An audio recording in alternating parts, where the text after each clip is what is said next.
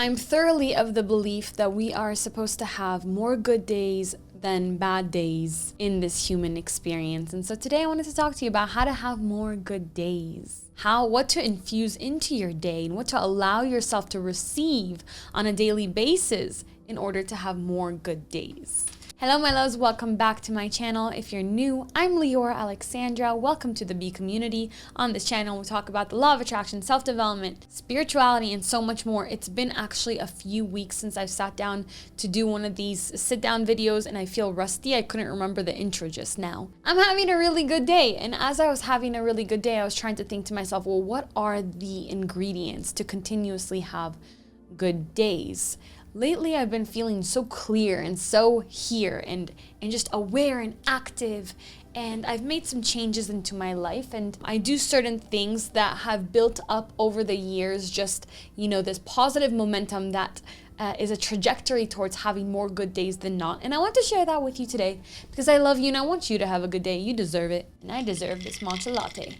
Before we get started with this video, I just want to ask you to please subscribe if you haven't already and turn your notifications on so that you are alerted whenever I upload a video. I'm trying to get my percentage up of how many of you are subscribed and do have your notifications on. I think I'm like almost at 20% and I'd like to be at least 20%. So it'd be really cool if you would turn that on. I'd really appreciate it. Let me know in the comments below so I can say thank you. Other than that, if you want to sign up for my free newsletter, you can do so in the link below. You also get 30 days of emails from me, some of the favorite videos that I wrote a couple of years ago that people love to go back to, and also a free meditation download. Without any further ado, I feel like I sound different. I feel like this aesthetic that I have going on right now is making me act different. That's why aesthetics matter. I'm wearing these like khakis, and I just feel like a different person. I don't know. So let's see how to have more good days. I want to start with mindfulness, okay? Moments of mindfulness in which your attention is focused on a specific task. Now, usually when people say mindfulness, a lot of us just zone out and we're like, okay, that's boring. Mindfulness is boring. And I understand that because I've been in specific situations where mindfulness has been boring to me as well. But what I want to bring your attention to is the fact that mindfulness is actually living in complete activation and romance and passion with reality. It is putting aside all the daily distractions and just recognizing this is what I'm doing right now. What I've been doing lately with my writing is putting aside second-class thinking and thinking first class. So second-class thinking is all the thoughts that we have of what we have to do. I have to do this and do that and do this on my to-do list. And all the things that we do is automated habits, right? So I shift gears from second-class thinking into first-class thinking. And first-class thinking is like, this is the matter at hand, and I want to think about it. I want to think about what I'm doing. I want to be here. And even as I speak about it, I'm applying it to being here and recording and talking to you. And so I'm in first-class thinking right now because I am engaged. I'm mindful. The task at hand is right here, and I'm going to do this, and all the other thoughts that are vying for my attention right now, I'm going to put them aside because what matters is here, this flow state that I'm cultivating here.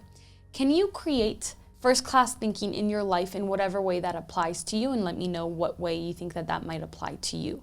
Can you, for me, doing dishes is annoying, but it also calms me down and it makes me feel accomplished. So sometimes if we just focus just in what we're doing and bring all our attention to that specific thing, even if it's mundane, we step out of our worries and out of the negative maybe cycle that we found ourselves in, and we get into this frequency of presence, and things start to shift for us because once we step into flow, into mindfulness, into this conscious awareness, we are also stepping out of our own way and allowing this divine presence that always exists to come in, flow, and do things for us and kind of shift our energy, shift our frequency. Second thing I want to talk about is to change our perspective, change the way that we look at things.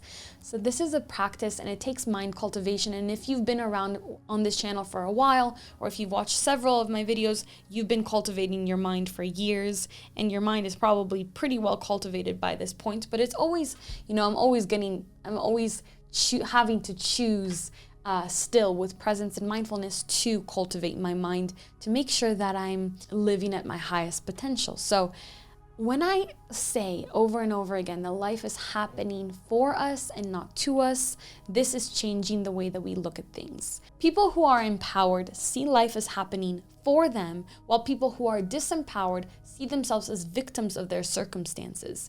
These are two very different groups of people, and you get to choose every day what you want to be. And so when we do have bad or challenging days, we get to choose how we are going to see it. And the way that I see reality is that everything is our medicine.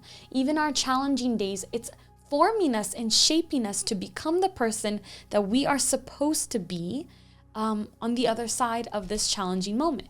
So for example, Jupiter just got neutered, and he's my puppy, and he's been difficult, obviously, right? He just got surgery. He's not in pain or anything. He's doing great. He's recovering really well, but he's just difficult. Like, he had this onesie that he had to wear. He keeps peeing in the onesie, so I keep having to wash him, wash the house, wash me, wash the onesie, and just, it's so difficult. And at one point this week on Wednesday, I was at my boiling point. I was like, I can't take this anymore.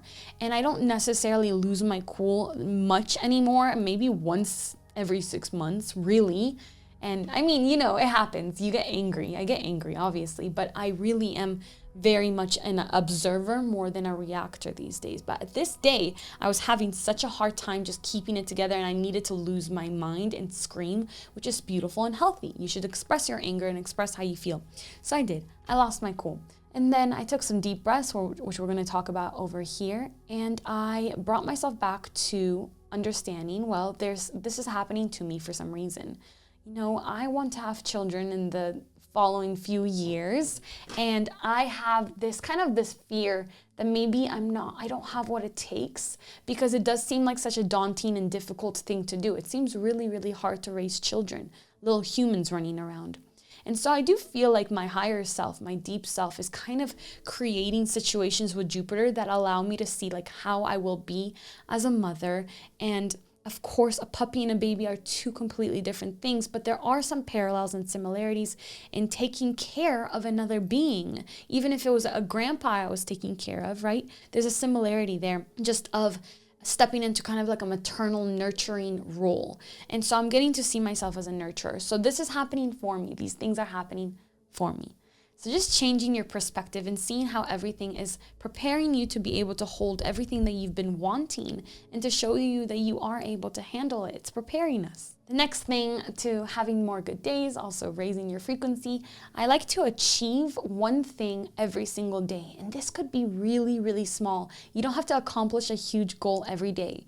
But if you hit your walking mark for the day, or if you made your bed in the morning, one of the things that I like to recommend is wake up and make your bed. And that's because I think that the first time I ever heard this was years and years and years ago, like 10 years ago, 15 years ago even. I'm not sure who told me this first, but I've done that since. And what's so powerful about that is because you're starting your day first thing in the morning with an accomplishment. And sure, it's small, right? It's a tiny little thing. But it is good enough to propel you onto this new timeline in which you are accomplishing things. So if you're not somebody who makes their bed every morning, and you need to add something onto your day where you achieve something every day, consider doing that. Consider starting to make your bed every morning. I'm curious, who makes their bed in the morning, who doesn't? Who's going to take it on? So no matter how small or no matter how big, just accomplish something. Reach your goal of walking, eat the way that you want to eat. Maybe, I'm doing this 30-day writing challenge right now. So reaching my 500 words a day, or however many words I can get to every day for 30 days has been feeling so nourishing for me. And really, I just feel like I'm achieving something, and my days are more exciting, and I'm more excited to wake up in the morning because I know that I get to do that, even though it was really daunting and scary for me to write before. The next one I think you're gonna like, which is add moments of pleasure. So I think that though we live in a very hedonistic society, which is a lot about self-gratification, we also feel a lot of guilt about filling our cup up and doing things for ourselves. And that is just horrible. It's BS. It makes us lead lives where we're giving so much of ourselves and not bringing anything back into ourselves, especially if we don't have solid support systems who do that for us. So adding moments of pleasure that's self-care.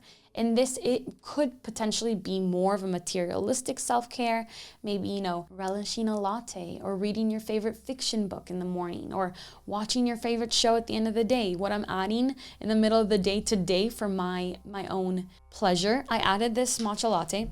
It didn't hit really, so I'm going to do something else too.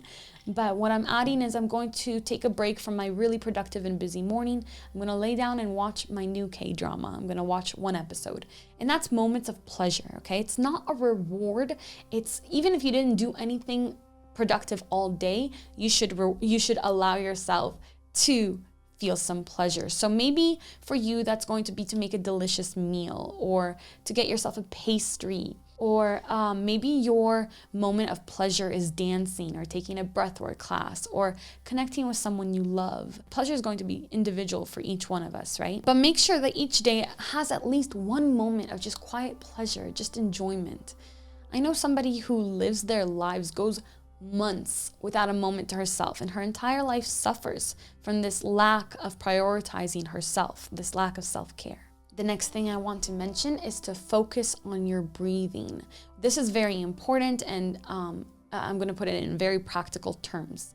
When we are in fight or flight, our breathing is shallow. It is, you know, when you're stressed, or you forget to breathe, you hold your breath, right?